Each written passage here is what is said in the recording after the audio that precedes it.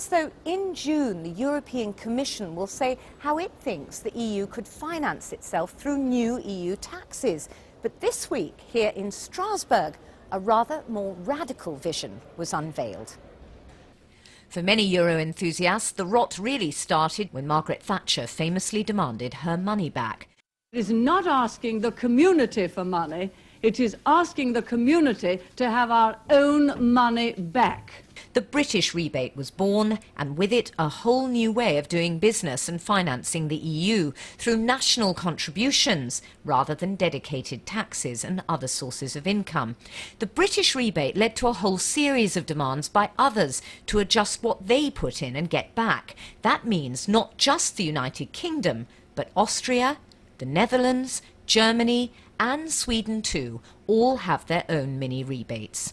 This week, a trio of prominent federalists in the European Parliament said enough was enough. They're proposing the EU starts to finance itself, doing away with those national contributions and their rebates completely.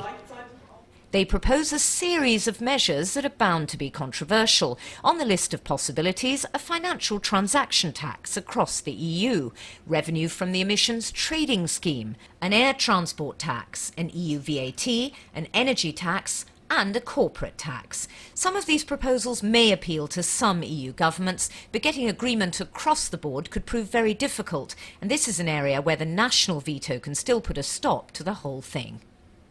Well, to talk about this critical issue, I'm joined by three members of the European Parliament. We have Graham Watson, who's a British Liberal Democrat, formerly the leader of the European Liberals at the Parliament. We have Nigel Farage, who leads the UK Independence Party MEPs here. And we have Dan Jørgensen, who leads the Danish Social Democrat MEPs. Graham, why do you think a change is needed to the current system? We are now entering into a phase now to negotiate the next sort of several years' budget for the EU. Well, the current system serves nobody well. What happens is every 5 years the heads of state and government come together and they go through a process of horse trading to try to agree who is paying in how much to the European Union budget after agreeing how much the European Union is going to need for the following 5-year period.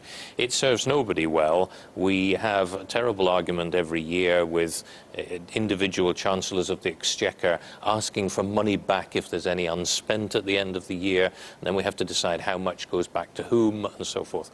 What is being argued, and I think quite rightly, is that the European Union needs to have an independent source of finance, and that could mean increasing the amount of the VAT take which goes to the European Union coffers, or it could mean the imposition of a carbon tax, which the governments want to do anyway, because they recognise we've got to get serious about fighting climate change, and the European Union being financed from that. I mean, I know, Nigel, you don't agree with the idea of this, and you know, the phrase EU tax has come from many of your press releases. Sure. But you would agree, wouldn't you, though, that the current system isn't transparent, it's a bit of a dog's dinner, and it doesn't really let the general public know how their money's being spent? That, of course, is true. The current system is a horse trading negotiation that goes on and finishes at 3, 4, 5 o'clock in the morning when the heads of state get together. And I remember the last one when Mr Blair came out looking haggard, having given away a further £7 billion of the British rebate. So you can argue that this system's imperfect.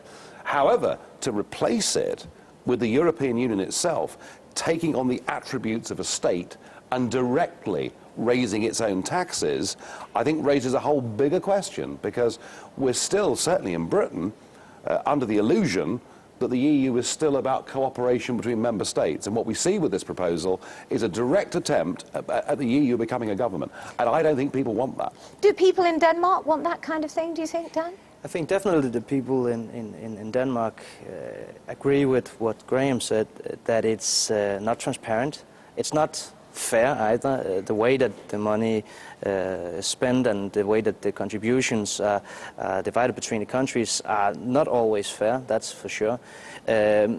On the other hand, going for a completely new system with 100% own finances, resources in the EU is also something that I think we need to be a little bit careful about, because taxation needs to be a national competency. So what I think we should do is look for solutions in the middle.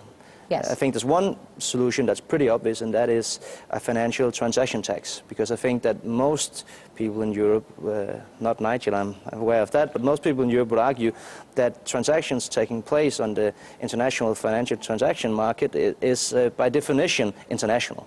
And it's also a sector that doesn't pay much tax today. So really, you wouldn't take something away from the nation states. You'd create a new revenue, and you'd do it in an area where it's only fair. Nigel? I mean, what that would result in, I have no doubt, and I should really cheer to the rafters what you've just said. What that would result in is the UK making a choice. Are we a member of the European Union, or do we keep our biggest single industry, which is financial services? We talk about the city, but actually it's across the whole of the UK. You know, 20% of our tax take in the United Kingdom is directly from financial services. And the financial transaction tax, which I think is a mad idea, because what it would do is drive business, not just to Zurich, but across to Singapore and those massively emerging eastern markets. It would do that. No. And actually, that tax would fall disproportionately upon Britain, much greater than any other member, because our financial sector is a bigger part of our economy. Okay, well, we can have that argument about that another time, but I mean, it doesn't have to be a financial transaction tax.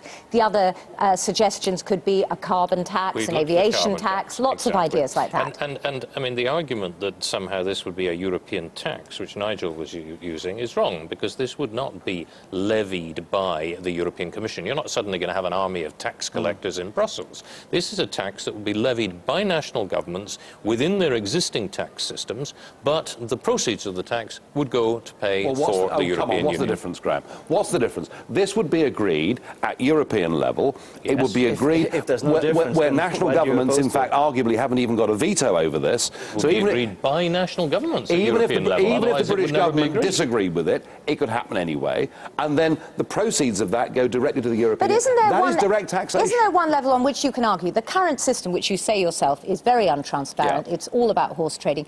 At least if you have a system whereby a tax is levied at home, it's specifically for the EU, isn't there more accountability in that system? Well, there is an argument, certainly with green taxes, that if every time you pay your electricity bill, printed on the bottom is that £101.46 of this are going directly to Brussels, I suppose I could say maybe that would help my cause and not the other side of the argument. But you know, we are talking about direct taxation is what states do. Now, if these guys are happy to tell us that this is now a state and that the UK is subordinate to that, then fine, but they're not. This was the way that the EU used to finance itself, actually. I mean, that's worth remembering, isn't it? We already have 25% of the resources in the EU coming from own resources, so it's already there. It's just a question of how big a proportion. Plus, this new idea really is taking money from a sector that's for too long been making a lot of money without paying their part to the societies, and that is actually awful. And that's probably where we have an ideology. Let's go back to the rebate. Let's go back to the rebate system. I mean, this current system, whereby, I mean, not a lot of people know. I mean, we do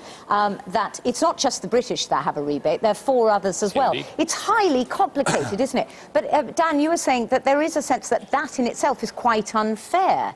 The British rebate, whatever happens, there's a definite move to get rid of that, isn't there? It's quite clear that it is unfair. Why? Well, Britain is a net contributor.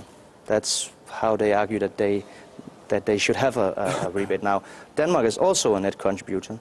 Every Brit pay around €30 a year to the EU net. Every Dane pay €175.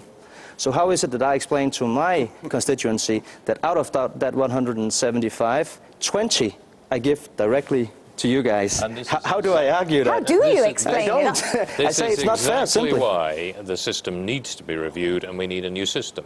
And it's probably why, in the end, the governments will agree. They will be the ones who will come forward and say, we've got to find a way of doing this which is fair to every country, fair to the individual taxpayers in every country, but which gives the European Union the finances it needs to do the things we need it to do. But we know that the rebate is a sacred cow, and parties like Nigel will be on there right away saying, you know, you've sold it down the river, you've sold us down the river. The rebate was put in place for Britain because we are not a European country. We are different. Our farming system was different. And unlike your countries, we're a global nation.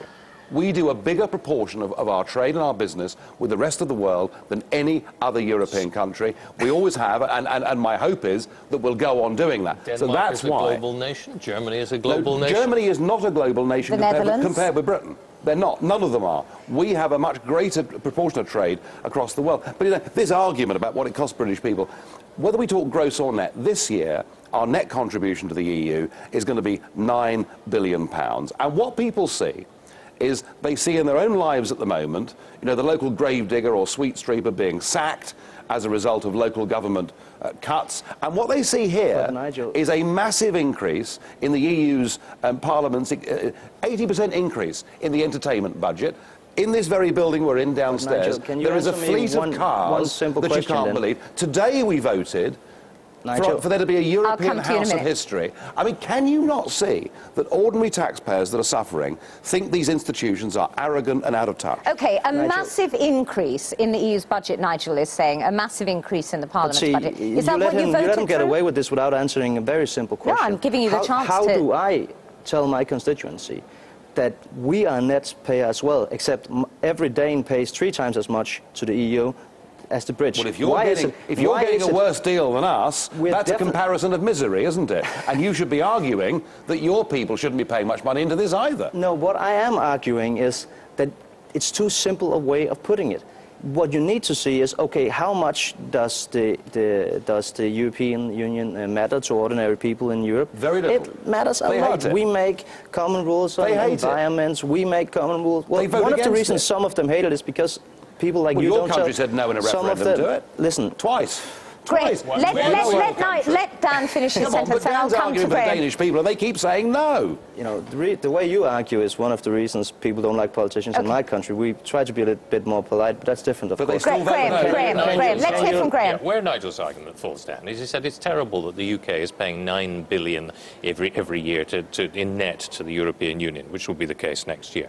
But what he doesn't point out is that we're paying £60 billion a year for health. We're paying £132 billion a year for social security and pensions. For £9 billion, it's all it's costing us. We're getting a fantastic deal from the European Union. We're getting the solidarity of being part of an association of 27 nations. We're getting the diplomatic clout that it gives us. We're getting the clout that it gives us in trade talks, such as our free trade agreement with India, for example. We don't exist. We are getting all of the benefits of all of the European policies which bring money into my constituency every year. Outside of the EU, we could negotiate our own trade deal with India. As part of the EU, we're banned from doing so. Outside and of you the talk EU, about influence. We would be like Norway. We would have to pay more money to trade. Well, the Norwegians are with rather the richer than we are, aren't they? Than we currently pay as a And they keep their own fish. We'd have to pay more money to trade. I'd love to be in Norway's position. All right, well, as usual, we always get back down to fundamentals. Thanks very much, all of you.